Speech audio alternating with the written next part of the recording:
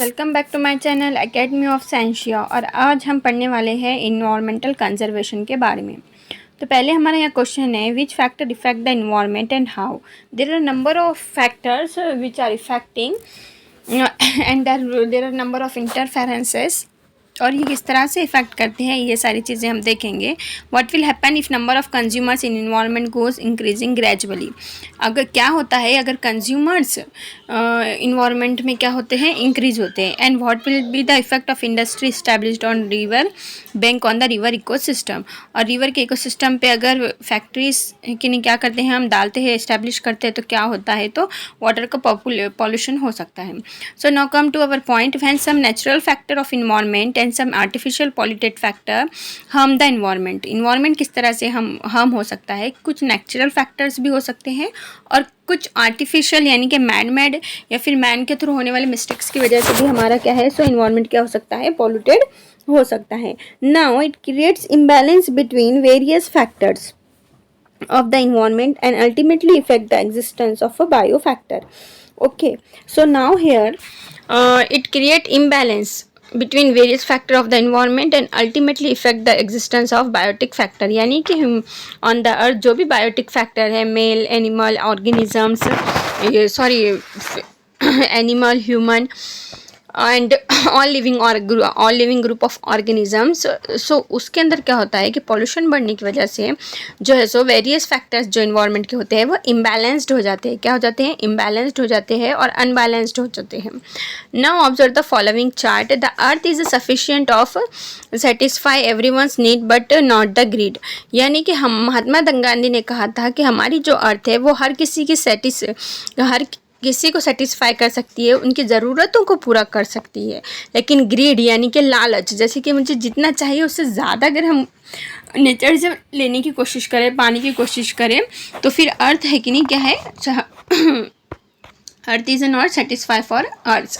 और इस वजह से हमें जो है हमारी ज़रूरतों में ही खुश रहना चाहिए, ज़्यादा लालच किसी भी चीज़ के लिए नहीं करना चाहिए। अब ये देखिए यहाँ पे फैक्टर्स अफेक्टिंग द इन्वायरमेंट। तो जो इन्वायरमेंट पे इफेक्ट करने वाले फैक्टर होते हैं वो टू टाइप्स के होते हैं। एक तो नेचुरल जो ऑलरेडी नेचर में प्रेजेंट्स है, और दूसरा है मैन मेड यानी कि मैन मेड फैक्टर्स। अब नेचुरल फैक्टर्स में कौन कौन आएगा, अर्थक्वेक है, उसके बाद वॉल्केनिक इरप्शंस है, उसके बाद बर्स्टिंग है, बर्स्टिंग के बाद ड्रॉप है, उसके बाद जो है फायर्स लग जाती है यानी कि आग लग जाती है, एंड क्लाउड ब्रस्टिंग है यानी कि अब्र का टूट जाना। ये सारी क्या है, नेचुरल फैक्टर्स है, ये हमारे कंट्रोल में नहीं होते हैं और इसका डैमेज बहुत ज़्यादा हैवी होता है। अब मैनमेड फैक्टर्स क्या है, जो इंसानों की वजह से हो रहे हैं, इंसानों की गलतियों की वजह से या फिर पॉल्यूशन बढ़ने की वजह से, पॉपुलेशन बढ़ने की वजह से। फॉर एग्जांपल डिफॉरेस्टेशन है, यानी कि हम बहुत ज़्यादा शहरी आबादी को क्या कर रहे हैं, बना रहे हैं, गांव छोड़कर शहरों में आ रहे हैं, या फिर जंगल काट रहे हैं घर बनाने के लिए, फैक्ट्रीज बनाने के लिए जंगल काट रहे हैं, तो ये डिफॉरेस्टेशन है। उसके बाद एयर पॉल्यूशन है, व्हीकल्स की वजह से जो होता है। वाटर पॉल्यूशन है, यानी कि नदी पे, तालाबों पे, डैम्स पे क्या कर रहे हैं, हम इंडस्ट्री बना रहे हैं और उसका जो भी गंदा पानी होता है वो क्या करते हैं, हम रिवर्स में छोड़ देते हैं, जिसकी वजह से क्या होता है, वाटर पॉल्यूशन होता है। अर्बनाइजेशन है, यानी कि शहरीकरण ज़्यादा हो चुका है। इंडस्ट्रियलाइजेशन ज़्यादा है, यानी कि इंडस्ट्रीज़ बहुत बड़े पैमाने पर डाली जा रही है। कंस्ट्रक्शन ऑफ रोड्स है, उसके अलावा बड़े बड़े ब्रिजेस बन रहे हैं, बिल्डिंग्स बन रही है। उसके अलावा टेररिज्म भी आजकल बहुत ज़्यादा हो चुका है, जिसकी ये सारे क्या है, मैन मेड फैक्टर है, जिसकी वजह से हमारा इन्वायरमेंट क्या हो जाता है, अनबैलेंस्ड हो जाता है। At present many environmental problems have been arisen due to effect of various natural and artificial factor on the earth. तो इन्वायरमेंट में जो भी प्रॉब्लम्स हो रहे हैं वो टू रीजन्स की वजह से हो रहे हैं। एक तो नेचुरल रीजन्स और नेक्स्ट वन है artificial reason. So environmental pollution is one of the main factor. Generally a contamination of any material is its pollution. ठीक है, यानी कि कोई भी ऐसा मटेरियल जो कंटिमिनेशन को बढ़ा रहा है, पॉल्यूशन को बढ़ा रहा है, वो पॉल्यूशन है। Unnecessary and unacceptable change in surrounding environment due to natural event और human activities called environmental pollution. तो हमारा जो इन्वायरमेंट है, इकोलॉजी सिस्टम है, उसके सराउंडिंग में कुछ भी अननेसेसरी अगर एक्टिविटीज़ हो रही है, या चाहे वो नेचुरल हो या ह्यूमन बींग के किए हुए हो, डायरेक्ट हो या इनडायरेक्ट हो, फिजिकल हो या केमिकल हो, biological properties of air, water and soil which will be harmful to human and other living being is environmental pollution. तो ये सारी चीज़ें क्या है, इन्वायरमेंटल पॉल्यूशन है। Now various reasons like population exploitation, यानी कि पॉपुलेशन का एक्सप्लॉयशन बहुत ज़्यादा हो जा रहा है, यानी कि हमारे पास रहने के लिए जगह कम है, जिसकी वजह से पॉपुलेशन बढ़ रही है, और जगह कम पड़ने की वजह से फिर हम क्या कर रहे हैं, जंगल काट रहे हैं और वहाँ पे अर्बनाइजेशन कर दे रहे हैं, लोगों इंडस्ट्रीज बना रहे हैं। Indiscriminate of natural resources, deforestation and unplanted urbanization are responsible for environmental pollution, जिसकी वजह से क्या हो रहा है, इन्वायरमेंट में बहुत ज़्यादा पॉल्यूशन हो रहा है। Now pollution is a broad concept. Pollution is a broad concept. Various types of pollutions like the air, water and soil, thermal, light pollution, adverse effect of all this is existence of all living organisms, and out of this environmental conservation has become the need of hour. We have studied the air pollution. तो हमने पहले classes में भी air pollution क्या होता है, water pollution क्या है, ये सब कुछ पढ़ा हुआ है। ये पॉल्यूशन क्या है, एक बहुत ज़्यादा ब्रॉड कंसेप्ट है। इन्वायरमेंटल के सराउंडिंग में जो भी अनएक्सेप्टेड है कि नहीं एक्टिविटीज़ होती है, जिसकी वजह से पॉल्यूशन ख़राब होता है, उसे हम कह सकते हैं pollution. Now there are different types of pollution. There is air pollution, water pollution, air pollution, water pollution and the soil pollution. तो यहाँ पे कुछ पॉइंट्स दिए गए और कुछ हमें क्या करना पड़ेगा, कंप्लीट करना पड़ेगा। तो अब एयर पॉल्यूशन के बारे में क्या है, कंपोनेंट्स दिए गए हैं कि CO2 की वजह से CO, hydrocarbon oxide, sulphur, NOx, hydrogen sulphides, इन सारे, और सॉलिड में dust, ash, carbon, lead, upset, इन सारे केमिकल्स की वजह से, ये सारे केमिकल्स जब एयर में मिक्सड होते हैं तो एयर पॉल्यूशन होता है। तो इसी तरह से वाटर पॉल्यूशन के कंटेंट क्या होना चाहिए, बताइए। तो वाटर पॉल्यूशन में है कि नहीं, 2 टाइप्स के कंटेंट हो सकते हैं।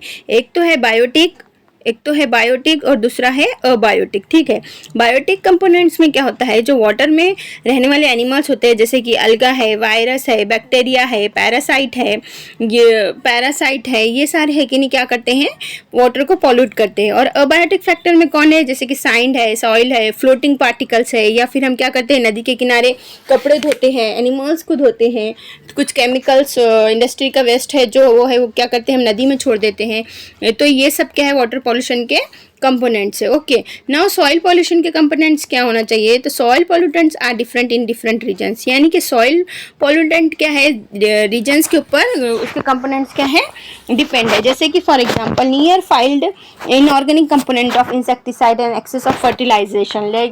समझिए कि अगर हम लोग क्या कर रहे हैं, कास्ट कर रहे हैं, फार्मिंग कर रहे हैं, तो उसमें एक्सेसिव अमाउंट में आप क्या करते हैं, फर्टिलाइजेशन यूज़ कर लेते हैं या फिर इंसेक्टिसाइड्स यूज़ कर लेते हैं, तो उसके साइड इफ़ेक्ट्स हो सकते हैं, और उसके अंदर टॉक्सिक केमिकल्स होने की वजह से जो है अर्थ जो है वो अनफर्टिलाइज्ड हो सकती है, ख़राब हो सकती है। उसके बाद सोर्सेज, तो अब यहाँ पे हमारे पास क्या दिया गया है, वाटर पॉल्यूशन के सोर्सेज बताए गए हैं और हमें एयर पॉल्यूशन के और सॉइल पॉल्यूशन के समझनी है। तो वाटर पोल्यूशन के सोर्सेज पहले देख लेते हैं। इंडस्ट्रियल वेस्ट, यानी इंडस्ट्री से जो भी वेस्ट होता है वो नदी में छोड़े जाते हैं।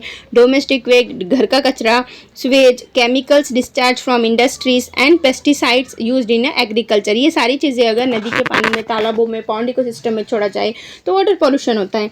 उसी तरह से एयर पोल्यूशन के क्या कंपोनेंट्स है, तो chemical industries and oil, refineries, thermal power station, यानी कि जो भी इंडस्ट्रीज़ बनाए जा रहे हैं उससे जो भी है कि नहीं स्मोक निकलता है। जो इंडस्ट्रीज़ होते हैं, इंडस्ट्रीज से क्या होता है, स्मोक निकलता है, और वो स्मोक में बड़े पैमाने पर क्या होता है कि पेपर इंडस्ट्रीज है, फॉर एग्जांपल क्लॉथ मिल्स है, सीमेंट मैन्युफैक्चरिंग है, स्टोन क्रशर्स है, वो एयर में मिक्स होकर एयर पोल्यूशन होता है। उसी तरह से सॉइल पोल्यूशन में क्या होता है, इंडस्ट्रियल इन्फ्लुएंस, हाउस होल्ड और जो भी टॉक्सिक है कि नहीं मटेरियल्स रहते हैं, या पेस्टिसाइड्स रहते हैं, या ई वेस्ट रहते हैं, या प्लास्टिक वेस्ट रहते हैं, वो सारी चीज़ें हम क्या करते हैं, अर्थ पे एज ए कचरल वेस्ट मटेरियल फेंक देते हैं, जिसकी वजह से क्या होता है, केमिकल टॉक्सिक सब्सटेंसेस अर्थ में फिक्स हो जाते हैं, मिक्स होने की वजह से, और है कि नहीं क्या होता है, सॉइल पॉल्यूशन होता है। उसके बाद नेक्स्ट वन है हमारा कि हमको है कि नहीं ये पॉल्यूशन के होने वाले इफेक्ट के बारे में समझना है। तो अब हमारे पास सॉइल पॉल्यूशन के इफेक्ट दिए हुए हैं कि सॉइल का इरोजन होता है, यानी कि ज़मीन जो है वो क्या होती है, अपनी जगह को छोड़ के इधर से उधर चली जाती है। Retarded growth of plants, plants की ग्रोथ रुक जाती है। क्रॉप्स का न्यूट्रिशन में डिफिशियंसी आ जाती है। ये सारे साइड इफेक्ट है किसके, सॉइल पॉल्यूशन के। उसी तरह से क्या होता है कि वाटर पॉल्यूशन के भी क्या है, कुछ इफेक्ट्स है। तो वाटर पॉल्यूशन के इफेक्ट्स क्या है हमारे पास, impact on human health, serious effects on respiratory system. सबसे पहला जो इफेक्ट है एयर पॉल्यूशन का वो है ह्यूमन बींग का respiratory system. Effect of plant and animal, acid rain, इसकी वजह से एसिड रेन भी हो सकता है, एनिमल भी डैमेज हो सकते हैं, और क्लाइमेट भी क्या हो जाता है, क्लाइमेटिकल कंडीशन चेंज होने की वजह से बहुत सारे डिसीजेज भी फॉर्म हो सकते हैं। अब वाटर पोल्यूशन के इफेक्ट्स क्या है कि वाटर पोल्यूशन होने की वजह से epidemics of water borne disease in humans, यानी कि वाटर से होने वाली बीमारियां हो सकती हैं। Mortality of aquatic animals, aquatic animals यानी कि ऐसे जानवर जो पानी में रहते हैं वो मर सकते हैं, उनकी डेथ हो सकती है। Eutrophication of the water bodies. So now next one जो हमारा है, इसके कंट्रोल मेजर हमको देखना है। तो अब कंट्रोल मेजर हमारे पास किसी के भी दिए नहीं गए हैं, बल्कि हमको खुद सोचना होगा कि कंट्रोल मेजर्स क्या है। तो एयर पोल्यूशन को हम किस तरह से रोक सकते हैं, air pollution can control by to improve in the production of methodology equipment to control the pollution। Okay, कि जो है कि नहीं हमारा जो एयर पॉल्यूशन है उसके अंदर हम जो भी मेथडोलॉजी लाइफ की हमारी, उसके अंदर हमको क्या करना पड़ेगा, कंट्रोल करना पड़ेगा। जैसे व्हीकल्स का स्मोक है, इंडस्ट्री का स्मोक है, ये सारे स्मोक्स को हमको क्या करना पड़ेगा, कम करना पड़ेगा। ओके, उसके बाद जो हमारा नेक्स्ट वन पॉइंट है वो किसका है, वाटर पॉल्यूशन का है। तो वाटर पॉल्यूशन को हम कह सकते हैं measure the control release of influence, जो भी इन्फ्लुएंस क्या हो रहे हैं, रिलीज हो रहे हैं इंडस्ट्रीज़ की वजह से, डोमेस्टिक वेस्ट की वजह से, और जो भी हमारा एनिमल वगैरह हम क्या करते हैं, धोते रहते हैं पानी में, नदी के पानी में, तो ये सारी चीज़ें हमको क्या करना पड़ेगी, कंट्रोल करना पड़ेगी। उसके बाद जो है सॉइल पॉल्यूशन, तो सॉइल पॉल्यूशन में जो भी pollutant material, solid waste management है, सबसे पहले हमको क्या करना पड़ेगा, सॉलिड वेस्ट का मैनेजमेंट करना पड़ेगा। यानी कि जो भी कचरा हम ज़मीन पे डालते हैं उसको खड्डे करके, बड़े बड़े ब्रोस करके ब्रोइंग करना पड़ेगा उसको ज़मीन के अंदर, अर्थ के अंदर अर्थ ब्रोइंग करना पड़ेगा, जिसकी वजह से हम सॉइल पॉल्यूशन को होने से बड़े पैमाने पे रोक सकते हैं। तो यहाँ तक हम लोगों ने पढ़ लिया है। इसके आगे का जो हमारा पॉइंट है वो क्या है, डू यू नो। सो देखिए, डू यू नो में हमारे सिर्फ एक छोटी सी जानकारी दी गई है, वो जानकारी के बारे में हम पढ़ लेते हैं। क्या है जानकारी कि radioactive pollution can occur due to 2 reason and natural and artificial. जो रेडियो एक्टिव पॉल्यूशन होता है वो 2 रीजन्स की वजह से है, एक तो नेचुरल है और दूसरा क्या है, आर्टिफिशियल है। UV and IR radiation are natural radiation. तो यूवी और आईआर जो रेडिएशन है वो नेचुरल रेडिएशन है। वेर एक्सरे, जो हम एक्सरे यूज़ करते हैं ना, हड्डियों का, पेट का जो एक्सरे निकालते हैं उसमें जो रेडिएशंस यूज़ होते हैं, उसके अलावा एटॉमिक एनर्जी के जो प्लांट्स हम बना रहे हैं, ये आर्टिफिशियल रेडिएशंस हैं। So now Chernobyl, Windescall, 3 Miles Island mishaps are the major mishaps of the world till present. Now thousands of people have been affected for long term due to these accidents. तो ये जो भी accidents हुए, तो कॉर्नोबिल की, विंडस्कॉल की, 3 miles की, इसकी वजह से बहुत ज़्यादा पैमाने पे ये इन एक्सीडेंट्स की वजह से जो ह्यूमन लाइफ है वो इफेक्ट हुई थी। Some of this effects radiation are as follows. तो अब इसके इफेक्ट्स क्या होते हैं, तो first one, cancerous ulceration occur due to higher radiation of X-ray. अगर हम बार बार एक्सरे का यूज़ करें तो अल्सर, कैंसर हो सकता है। Tissue in the body are destroyed, जो भी बॉडी के टिश्यू है हमारे वो डिस्ट्रॉय हो सकते हैं। जेनेटिक चेंज ऑकर हो सकता है, और विजन इज एडवर्सली इफेक्टेड, और हमारी देखने की क्षमता भी कम हो सकती है। तो यहाँ तक हमारा हो चुका है। बने रहिए मेरे चैनल एकेडमी ऑफ साइंशिया के साथ। Please like, share and subscribe to my channel, और इसके आगे का आप पॉइंट्स देख सकते हैं कल के चैनल में। तब तक के लिए tata, bye bye. Okay, and please comment, like and share.